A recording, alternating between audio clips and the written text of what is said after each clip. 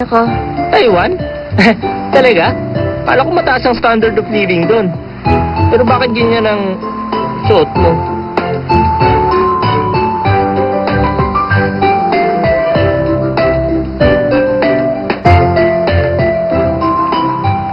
Parang hindi ko kaya magtrabaho dito.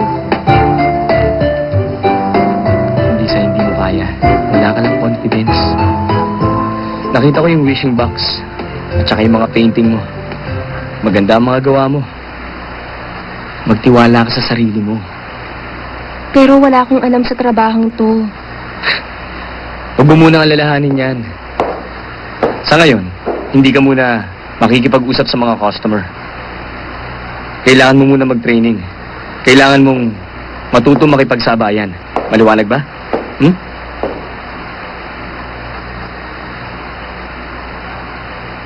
May artist na Zhong Shanlong ang pangalan. At bala ko siya makatrabaho. Ipakikilala kita sa kanya pag marunong ka na. At kapag nagustuhan ka niya, baka pumayag siya na turuan ka. Hindi ba tagahanga ka ni Master? Tayo na, magpahinga ka na. O bakit? Umilos na kayo. Trabaho na.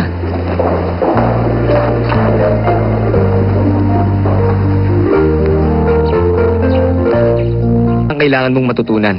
Pag-aralan mong mabuti. Pagkatapos, ipapasok kita sa iba't ibang art classes.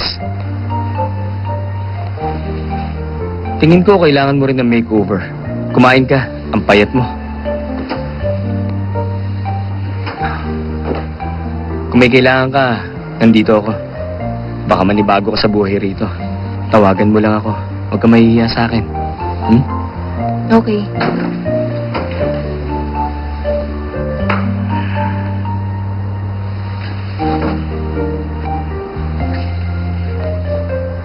Kaya mo yan, Cindy.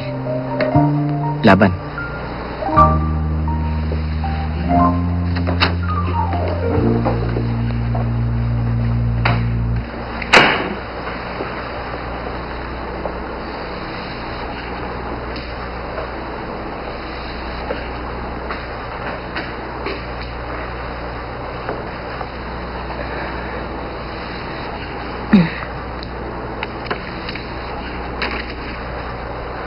Production of porcelain. The material for... Sino may sabi ilagay mo dyan ang gamit mo? Alam mo ba na sa Milan pa binili ni Ana ang carpet na yan? Huwag mo ilagay dyan ang maruruming bag mo! Talaga bang sinasadya mong mapatid ako sa bag mo? Nasa cabinet yung mga damit mo.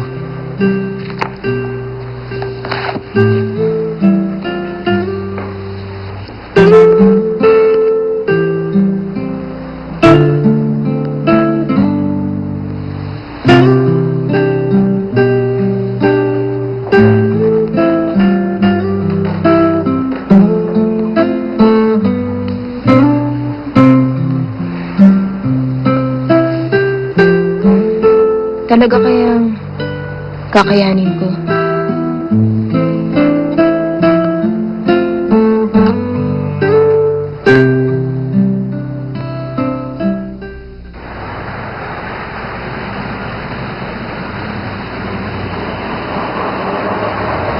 Excuse me! Sorry po! Ay! Naku, sorry! Nandito na ako! Ito! Bakit ngayon ka lang? Bagal mo naman. Pasensya na. Salamat. Ay, telepono. Ako na. Paki-file mo yung mga yan. Okay. Nasaan yung envelope na para kay Master Zhong Shanlong? Importante yon. Ito, nakita ko na. Ito ba yon? Oo, ibigay mo na. Sa entrance? Okay, sige. Ay, at sabihin sa kanya, ginagawa niya. Talaga kayang ganun siya? Walang personality. Ganon yung tinatawag nilang sticky note girl, di ba? Maingat siya dahil natatakot siyang magkamali at mapagalitan. Yung mga tulad niya, papalit-palit daw ng trabaho. Pero okay na rin na nandito siya, may mauutusan tayo. At saka, hindi niya kakayaning makipagkompetensya. Tama. Paborito sa office sa mga katulad niya. Pero, sino naman ang gusto mag-iutusan? Nga pala, meron akong na-research. Ang mga tulad niya, nababagay na maging receptionist, clerk, saka telemarketer. Teka, ano kaya nakita ni Director sa kanya? Bakit niya siya kinuha? Tama ka. Excuse me, miss. Ako po? Bakit po, sir? Sinong gumawa nito? Palagay ko si... Ako na bahala rito. Doon ka na. Okay. Imitation po ito ng sentimental piece ni Wu Changshua. Nasa Beijing po yung original nito.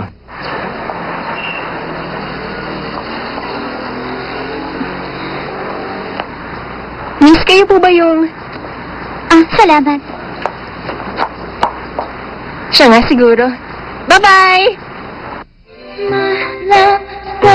Kasi niyo ba yung brush strokes? Mukhang Chinese calligraphy, di ba?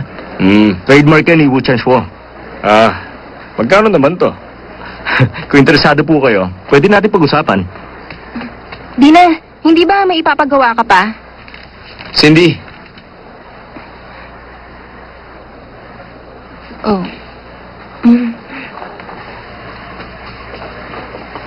Meron ka bang ipapagawa?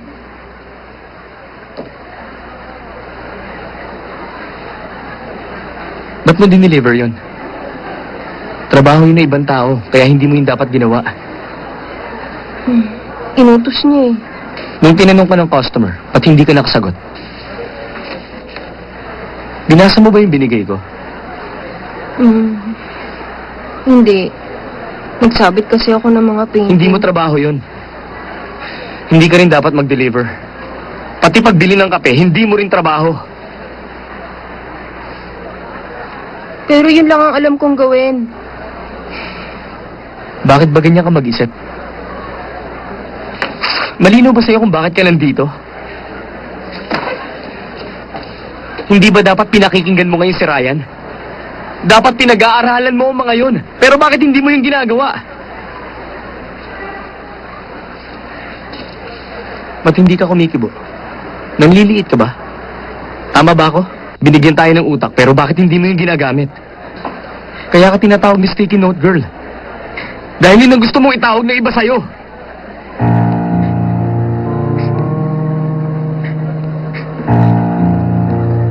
Akala ko ba, gusto mo na magbago at maging mas matatag?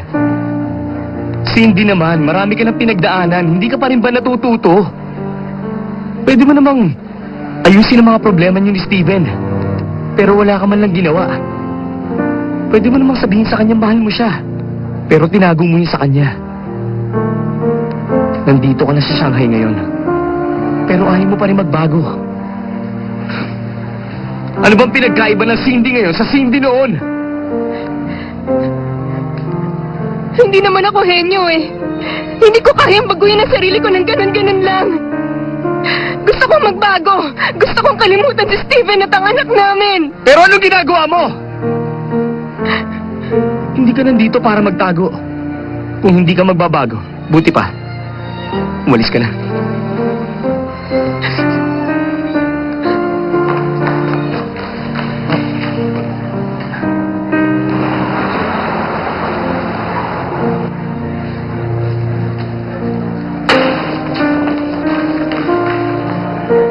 Ano?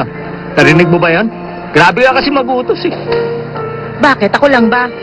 Nagpabili ka nga ng kape. Huwag na nga kayo magtalo. Pareho kayong mali. Ikaw din naman ah. Hindi oh.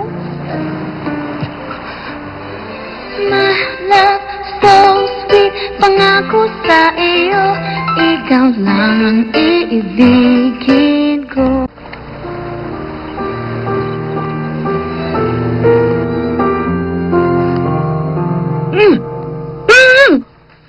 Nandiyan na naman siya! Ayun na naman si Steven! Alam mo na kung anong gagawin. Okay! Ha!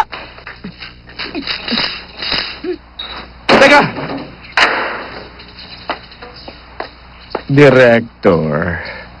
Alam nyo, ilang beses na po nila tayong pinagtabuyan, pero bakit ayaw pa rin ninyong tumigil? Tignan nyo, ayaw na nga po nila tayong harapin eh. Gusto kong makausap si Cindy. Kaya hindi ako titigil. Pero isipin nyo, Director. Araw-araw po kayo nandito, paano naman po yung kumpanya? Sir, hindi ba nagkataon lang naman na napunta si Cindy doon sa kwarto niyo sa Star Cruise? Hindi ba? At ngayon namang wala na siya. Magpanggap ka na lang na isa lang siyang lamok na kumagat sa inyo na umalis pagkatapos kayong kagatin. Nakuha mo ba yung impormasyon? Opo, syempre.